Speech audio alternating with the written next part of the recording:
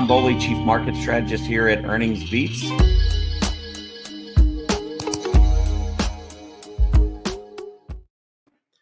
Hey, good morning, everybody, and welcome to this, what do we got? Tuesday, February 18th, 2025 edition of Trading Places Live at EarningsBeats.com.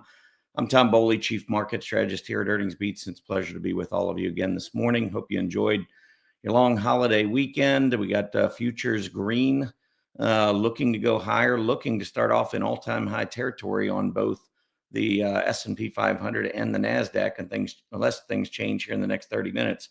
I was just looking at the futures, and right now the IWM is up 0.4%. The QQQ up 0.5%, and the Spider currently up 0.4%.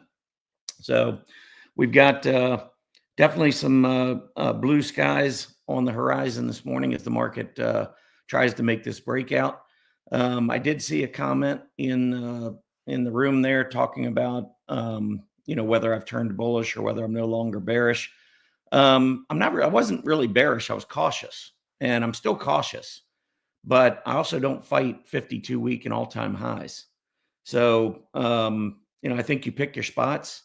That's the way I'm looking at it. I'll look for some spots, things to get into. If you want, you could certainly just go into the ETFs. That way, if the market does reverse, you have less risk rather than being in individual stocks. But this does change things when you go into all-time high territory. I really don't like to battle all-time highs. I really thought that the high that we saw in January, talked about this recently in one of the events that we had, but there have been 31 bear markets, either cyclical or secular, and corrections, 31 in total. So there have been 14 bear markets. There have been 3 secular bear markets. There have been 11 cyclical bear markets, and there have been 17 corrections since 1950 on the S&P 500.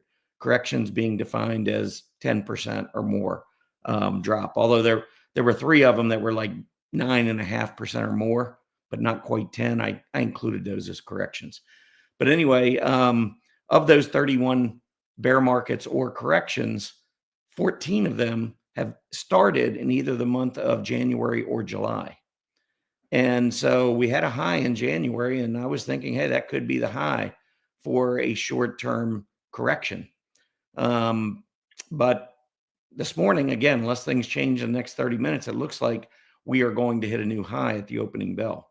So again, to me, I think when you're in all-time high territory, it's a different animal. I don't like to bet against new secular bull market highs, whether I have warning signs or not. Remember, the most important thing that we look at, trying to think of my wording, rather than my primary indicator, if you will, is price volume. So when you get a new all-time high, it's hard to argue with that. You can cry negative divergences, you can cry overbought conditions, you can cry rotation ratios, sustainability ratios, whatever. But if the price is setting a new high, you have to respect that. So yeah, it does change things for me a little bit in that I don't want to sit on the sidelines while we're making new all-time highs. So I'll pick spots. I'll look for stocks that I like, some of the key areas that I like. We'll talk about some areas that have been setting up pretty nicely, either just broken out recently or maybe pulled back to some key support. I'll talk about some industry groups a little bit later in the show. But that's the way I would approach the market right now. Maybe, riding along with the bulls, but maybe one foot just above that brake pedal. Ready to hit the brakes at any time, especially if we get news, get a reversing candle, something like that. But yeah, while market's setting all-time highs, it's very difficult to bet against that. Let's take a look at what happened on Friday. Kind of unusual not to have Monday action before we have our Tuesday show. But we can go back and take a look at what happened on Friday. Transports had a big day, gaining 1.3%. NASDAQ also finishing pretty strongly, rising more than 1/3 of 1%. The other 4 indices we like to follow were down, although I don't know that I would say the S&P 500 or 400 or Russell 2000 really were down. They were all down less than 1/10 of 1%. Dow Jones down a little bit more than a third of 1%. Big number on the Dow will be up at about that 44, or excuse me, about that 45,000 level, just above that. The sectors from Friday, communication services led up 0.6%. Technology in that third spot up about a one third of 1%. That's always going to be a key area to watch.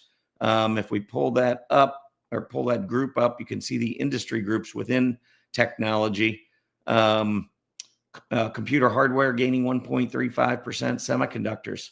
Haven't heard a lot from semiconductors, but NVIDIA slowly working its way back up. I saw in pre-market action, NVIDIA up above the 140 level again. So it's essentially gotten back everything it lost with the DeepSeek news from a few weeks ago.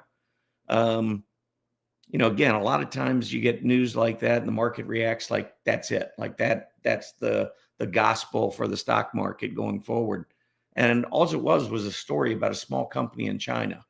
And whether or not, that leads to something bigger down the road, a bigger roadblock for the semiconductors and many of the AI stocks, the time will tell. I mean, I don't know that, we can make those kinds of predictions from one news story from 3 weeks ago coming out of China, especially. So, I mean, the market has kind of gotten back those losses, and now we're trying to threaten and possibly at the open move to all-time highs.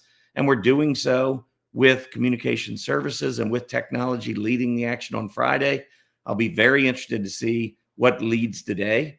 If you've got technology and you've got communication services and consumer discretionary up at the top of the list, and we have not only a gap up, but we have some follow through during the day, that's a very difficult market to bet against. If we're talking about, the big growth names leading a breakout to all-time high territory, you really don't want to make a habit of fighting those kinds of moves to the upside. So, I mean, moving to a new high does change things a little bit for me. Part of the whole idea that maybe we were topping and going to have a correction was that we've kind of gone up and threatened those recent highs that we saw in 2024, but haven't been able to get through. And so getting through is kind of a big deal. So that does play into my thinking somewhat here in the near term.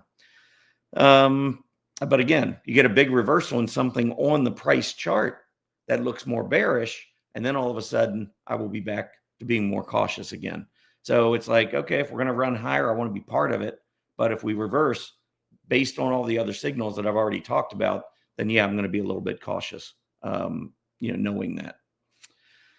One area that did not participate, I thought was worth mentioning, was software. Software has been, performing pretty well. Some of the small to mid-size and maybe even some of the smaller large cap software names just absolutely have exploded over the last 90 days. That was really one of the groups that carried our portfolios in this past quarter, where we've been able to significantly outperform the S&P 500, owning stocks like Palantir. I mean, that was absolutely huge. Reddit. What else do we have? Doximity, another big one that we had. Magnite, MGNI, small. We only had a 5%. We had about a half of a position in that one, but that one made a nice run in the last quarter. But those were, some of the names. That was the area that really did well for us. And you can see that group did fall a little bit on Friday. So we'll be seeing, what leads the market today on the breakout. Do we continue to go higher? And if so, what leads? I think that's going to be real critical. 10-year Treasury yield. This is also interesting to me in that, when we got the core CPI report out last week, came out on Wednesday morning, we had this huge move higher in the 10-year Treasury yield. I think we were up like 10 basis points that day. And the PPI came out the next day, and that was also hotter than expected. The core PPI or core CPI came in 0.4% increase for the month of January, and the expectation was 0.3%. So we had a beat. So inflation at the core consumer level came in hotter than expected, and then the very next day, the headline number on PPI came in higher than expected. So we had kind of a 1-2 punch in the gut from inflation. And yet the bond market, after moving up following the CPI report, came back down later in the week and actually finished below where we were going into that CPI report. So all of a sudden, all the folks that were worried and jumping out of bonds because they're maybe being scared out because of the inflation prints that we saw last week, everybody jumped back in. And that tells me when you get a lot of folks jumping back into bonds and the yields start going back down, that doesn't make sense if you're thinking inflation. If you're thinking inflation, bonds get sold because bond investors require higher yields. They're not going to accept the current yields. Who's going to hold a 4.5% bond if we believe inflation's going back up to, we're at 3.3%, but if you think it's going back up to 4 or 5 or 6 or back up to the highs, would you be buying a bond that's going to pay you 4.52%? I don't think so. So anyhow, I just found that to be interesting that the bond market, the way the bond market reacted, the initial reaction was what I would have expected, the yield to jump, people to jump out of bonds, get out of bonds. When bond prices go down, yields go up. But that didn't last. And we turned around and actually reversed all of that move to the upside. So I don't know. We'll see. We got Fed minutes coming up this week. That'll be one thing to watch. We don't have another Fed meeting until March. So we got a long way to go still before we get to the next Fed meeting, several weeks away. So we'll see, how the market trades up until then. The Fed's made it pretty clear at this point. I don't think anybody's expecting that they're going to lower rates at the March meeting, but it was previously thought that they would lower in June. And now that's kind of been pushed back. At least that's the bet. I'm not convinced that June's off the table just yet. I think if we had a couple of pretty decent months of inflation prints and we saw the number coming back down, I'm not so sure the Fed wouldn't cut, especially after looking at that retail sales number that came out on Friday, which was way below expectations, solidly negative. I think retail sales came in about minus 1% for last month, that's a pretty big drop. And, you can blame a number of things on it. It was very cold in the Northeast. We had all the fires out west.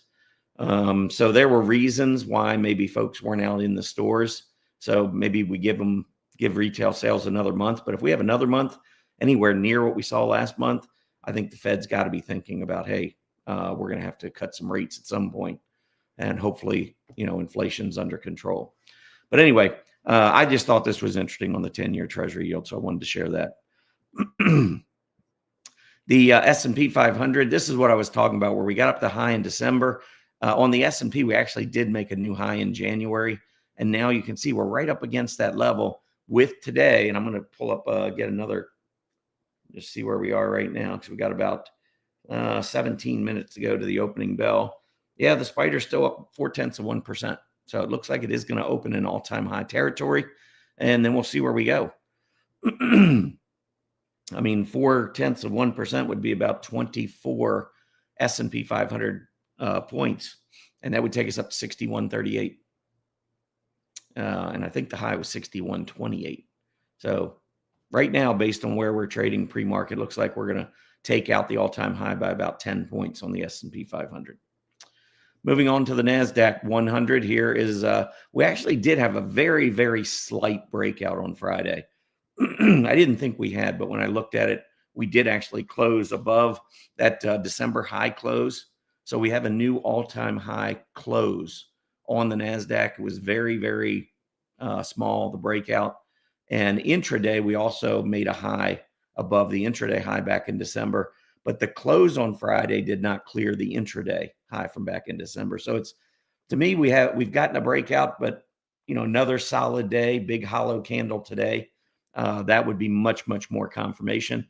And I got to say, on the daily charts, when I look at the NASDAQ 100 here, we're just starting to rise off of a recent centerline test. You look at the S&P 500, pretty much the same thing. So in the short term, market doesn't look bad. The charts don't look bad in the short term. It's more like with the S&P 500, we go to the weekly or the monthly, but especially the weekly right here.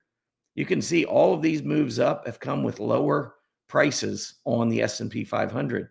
And that was a trait before we had the cyclical bear market. That was one of the characteristics of the market in 2021 is that we kept pushing higher and higher with weekly PPOs going lower and lower. And eventually that caught up to us. And right now we're kind of at the same place. So my guess is if we get the breakout, first of all, like I said earlier, I'll trade it. I'll trade on the long side if we're breaking out. But I also have a really quick trigger. And like I said, keep my foot just above that, the brake pedal. Because if we get some kind of a reversal, especially with the negative divergence on the weekly charts and all the other signals we've talked about, I won't be married to this market in the near term. I mean, very, very short term, but again, get the reversal and I'd be right back out. So that's the way I'm approaching the market anyway. From a trading perspective, I feel like I need to emphasize that, because if you're thinking longer term, I've suggested, just from based on what I see, I believe if we do have a sell-off, it's going to be a short-lived one. I mean, I could see a 2-month 10% or even 8% or 7%, something like that. Maybe it doesn't even become a correction, but I could see something like that just based on the signals. But from a long-term perspective, who cares? I mean, if you get out thinking that you're going to ride it down, what happens if it doesn't? Then as a long-term investor, you end up having to get it back in higher. That's not a good feeling. So I've suggested anybody who's a long-term buy and holder to just stick with this market, and just let it ride. Because again, I'm not worried about the market longer term. I'm worried about the market perhaps over the balance of February, March, maybe into early April type of thing. I think once we start heading toward earnings again, and depending on what kind of news we have with inflation, we could see the market doing very well, especially some of the growth stocks on the NASDAQ, many of the Mag 7.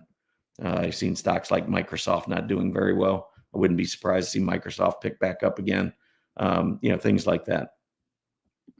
IWM, not quite the same here. I think the market has kind of said, okay, well, right now we're not dealing with the rate cuts. We're dealing with the inflation. And that has kind of put the small caps back, in the back seat behind the S&P and the NASDAQ. It's not that group right now that's attracting the money that's rotating. And until that changes, until the market begins to feel like the Fed's back on an interest rate cutting campaign, or at least they feel comfortable that they're going to be on an interest rate cutting campaign, I think we'll probably see this group, small caps and maybe mid caps, continue to languish a bit. I have not given up on them, though. I think they've already demonstrated what will happen when the rates start to fall again, or when the market anticipates that the rates are going to begin to fall again. We already saw that back in the middle part of July right here, when the IWM outperformed the QQQ by 18% in a little over 2 weeks. So we know what small caps can do. But right now, I think the market is looking at the inflation as the bigger threat than the economy. I think that changes. And when that changes, I think you'll see this change. Transports, I talked about it at the top of the show. Transports had a big day on Friday, rallying back. This is a couple weeks now that we've been rallying. We held 15,750 again, got down to maybe 15,800 or just below back at the beginning of February. And we've come rallying back. A break above about 16,850 to 16,900 would be really bullish for transports in the short term. And a transport run could help to lead some of the more value-oriented stocks higher. It could be a little bit of both. It could be growth coming back on the NASDAQ. You could see some of the value stocks, especially if we see transports make this short-term breakout. So there's a chance that the market does run one more time. I'll be following the numbers, following the charts like we always do. All right, let's take a look at some of the areas, some of the groups that I've been following that I think look really interesting.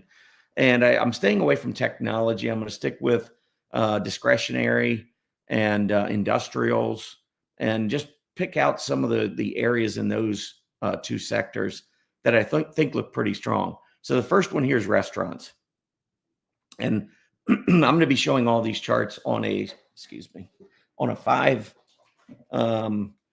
5-year weekly chart. So get a little bit of a bigger picture. Now, a couple things really stand out to me on this chart with restaurants. We reached the 2,700 level back at the end of 2021, and we were at 2,800 to begin 2025. So we're talking about 3 years going up 100 points, which is essentially, we had some down, we had some ups and downs throughout, but literally from the beginning of 2022 to the beginning of 2025, we went almost nowhere in this group. So it's a long-term period of consolidation. And what I'm really focused on is look at the volume over the course of the last 6 months. Now, this was again, thinking about lower rates. This was one of the groups that really started benefiting from the thought of lower rates. The second half of 2024, we did really well. And then we went into December.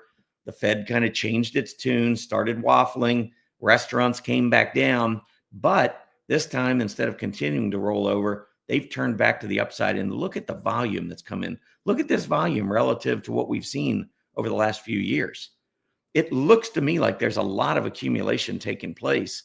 And I don't have it up here, but if you looked at a daily chart, restaurants, the AD line now is back basically to a 52-week high. So we're getting the signs of accumulation on the daily chart. You can see on the weekly chart as we go higher, it's been accompanied by pretty heavy volume. So restaurants are an area, and that was an area that we covered pretty strongly last night when we filled out our portfolios for the next quarter. You can still join as a member. We actually are running a flash sale. I'll show you that in just a couple minutes. But you can still join and get our stock picks for the next quarter, our 90-day portfolios that have been absolutely stellar for the past couple months. And really, our model portfolios just absolutely crushed the S&P 500 since we started it back in the end of 2018. It was during the fourth quarter of 2018, during the trade war. Talk about a bad time to start a portfolio. We started it in mid-November, and I don't know if you remember December of that year, but basically the S&P went straight down.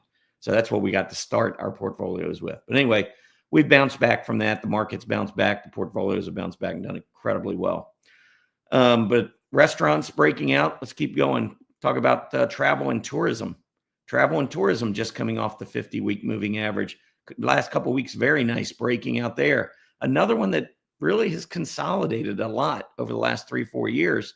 And even the last year, if you look at it, we went down middle of the year, then we came roaring back, set some new highs, pulled back. And just until 2 weeks ago, we were about the same spot we were a year ago. So this is a group that was not really participating with the S&P to the upside in 2024. But look at it now, making a breakout. And again, check out the volume. Another group looks good to me. And you've got stocks like Expedia and Airbnb, and I think Booking Holdings may be reporting this week. I believe they are, BKNG. But those are some of the names that, look interesting to me anyway. Specialty retailers. Then bouncing off this 20-week moving average, again, got to a high in late 2021, took a while, went through almost like this little cup process handle, and then broke out. We're now about 4 or 5 months in to a really nice breakout in specialty retail. So I thought I'd point that one out. Furnishings, if you go back and you look, now we're still below the highs we saw in 2021. But if you look here across it, all of these reaction highs, all of them fell shy of 400 until last week when we closed at 407. So we're just making a breakout in furnishings, volume picking back up again over the past few weeks. I mean, PPO couldn't be set up much better, coming right off the center line, just starting to point higher. This is a group that looks like it could have a nice run. Next up, building materials. So building materials, coming back to the 50-week moving average, you can see a slight negative divergence going back to November high. PPO was slightly lower, so we went back, we reset that. You can kind of see we went back, reset here in October of 2023, right before a big move to the upside. I kind of feel like we're doing that again. So we'll see how things evolve from here, but this is a chart that I think looks pretty interesting, industry group. And we got two more. So let me go ahead and actually, I think you do it this way. Yep. Heavy construction. This one went up, and notice the recent breakout in 2025. Look at that negative divergence right there. Breakout, negative divergence, and then right back to the 50. That's the 50-week SMA. We saw the same thing back last year, middle of the year. Higher prices, lower weekly PPO. Where did we end up going? Right back down to that 50-week moving average. So, it's not any secret. That's what the market does a lot of times when we get negative divergences. We see a period of weakness. We were just over 1,800 on the heavy construction index 3 weeks ago, and now we're at 1,488. That's what I call a pretty swift pullback. And for the most part, during the secular bull market, this rising 50-week moving average, we might go a little bit below it, but generally speaking, when we get down there, that's been a good area of support for us. Last one I have is industrial suppliers.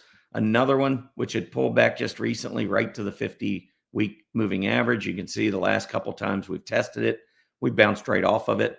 So we'll see what happens here. We did have a nice bounce off of the 50 back at the beginning of January. We'll see if we can follow through. A move back through about 850, 860 would really start to look good for the industrial suppliers. All right, let's talk just for a minute about EarningsBeats.com. Of course, this is what we do. We do these shows, we do articles, things like that, but we also do a lot of great work for our paid members. A lot of research, guidance, education.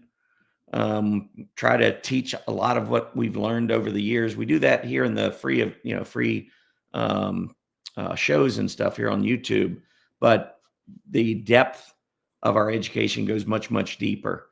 And I think those who have been members at EarningsBeats can certainly testify on our behalf as far as what we do provide for our members.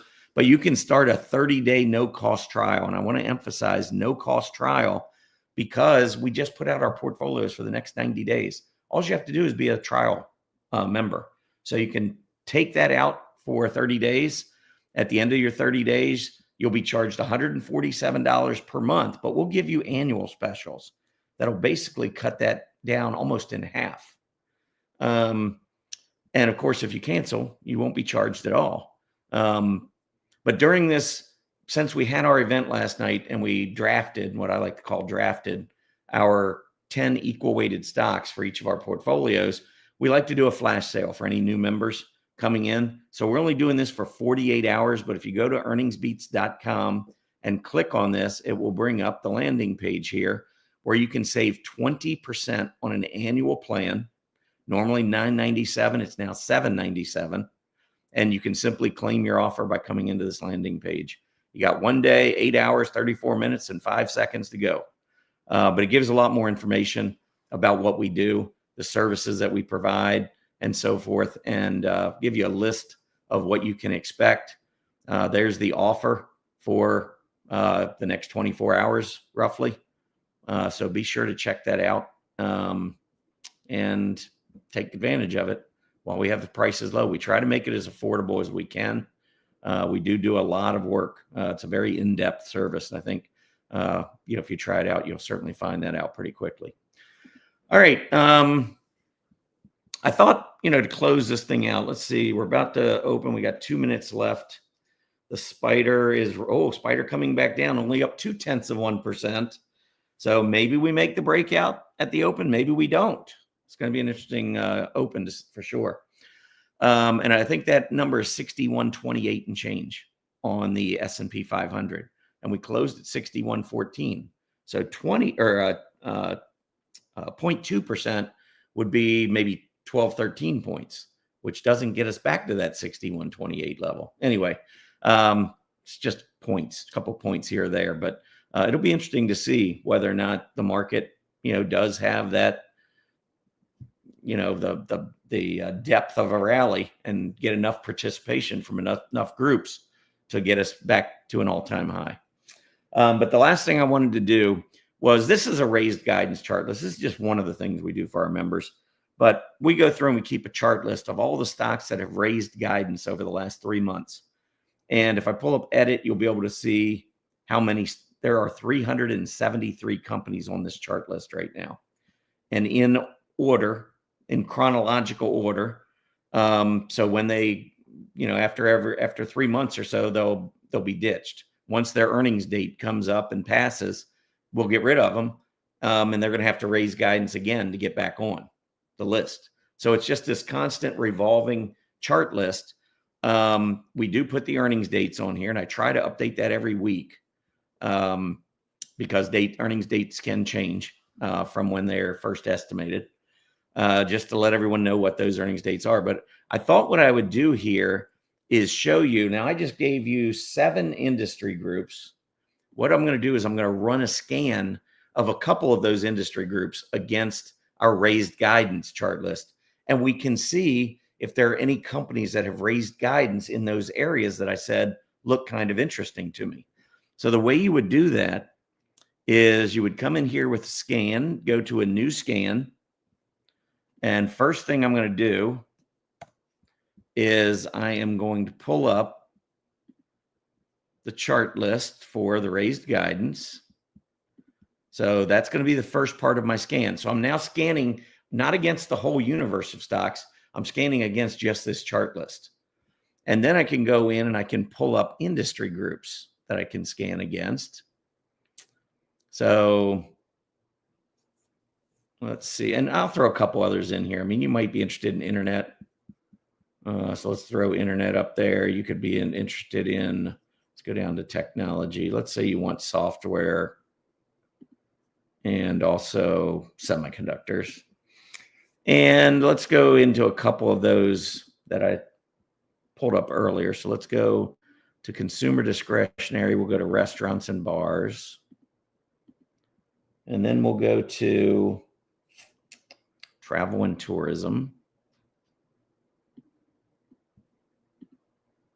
And let's pull up one more.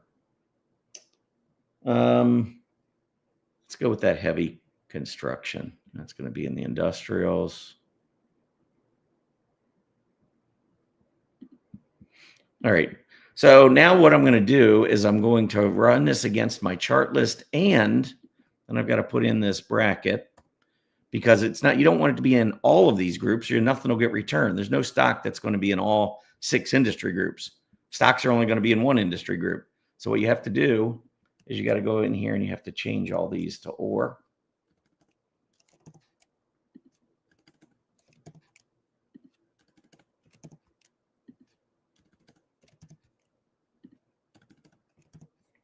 And then you got to put a bracket around this, the end one. Oh, I didn't mean to change that one. And there we go. All right. So now what this is going to do is it's going to look into our raised guidance chart list, which again includes 373 companies or whatever it was. And it's going to pull out any of them that are in these 6 industry groups. So I'm going to run the scan, and we've got 80 in these industry groups. That's kind of probably a lot of software. I would have cut it back a lot if I didn't have software. But we could sort it by industry group. So if you wanted to go in and look at the heavy construction here, actually what we could do is sort it by scooter first and then by industry group. Now you got the heavy construction stocks with scooter. That's Stock Chart's technical rank. It's in scooter order. Then you got the internet in scooter order. So I got some of those looking pretty good. Here's restaurants. So all of a sudden, Dutch Brothers, Brinker, Eat. That was a stock that I featured in today's EB Digest. Cheesecake Factory, Darden Restaurants, Shake Shack. Shake Shack has a low scooter, probably meaning it's not doing very well on a relative basis of late. Maybe that picks up. Who knows? But these 4 all have pretty decent scooter scores, especially Dutch Brothers and Brinker. So you got a lot of opportunities here, and that's just one example of how you can take our chart lists and our research and run scans against it at stock charts. It's a pretty powerful combination to quickly zero in on stocks, because I always get this question, Tom, you talk about industry groups and how they look good and they're breaking out. You can't buy an industry group. What do I do? This right here is a perfect example. Look at the chart list and see, is raised guidance important to you? If not, how about strong AD lines? We have a strong AD chart list. What about earnings? I mean, we got an earnings chart, a strong earnings chart list where companies have to have beaten Wall Street estimates in the last quarter as to both revenues and earnings per share. Had to beat both. And also they're vetted technically. And so we've got 300 companies on that chart list. You could run that chart list against, whatever criteria you want to use. It could be industry groups. It could be, I don't know, moving above the 20-day moving average. Could be a PPO crossover. I don't know, whatever your mind comes up with. But we've already got the chart list that you can scan against, which is pretty awesome, I think. And I don't know, we probably have 20 or 25 chart lists that can be downloadable, including the 3 portfolios that we just announced last night.